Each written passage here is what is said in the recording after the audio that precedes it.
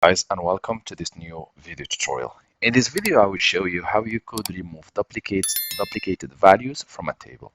So here I have this table, and originally I have 6 or 7 original values and they have duplicates.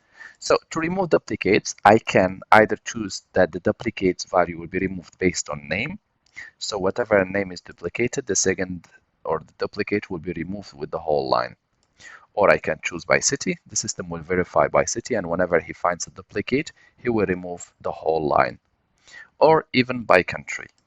So for now, I will select my table. I will go to data on the top, remove duplicates, click on it. My data has headers, and select all.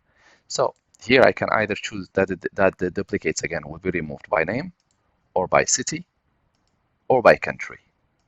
So let's go ahead just first with name to see how it looks like. And now we have only 6 original values. Let's highlight them to see how it looks like. So now I will just go back and I will select again everything and remove by city. So again, data, remove duplicates, and select all city.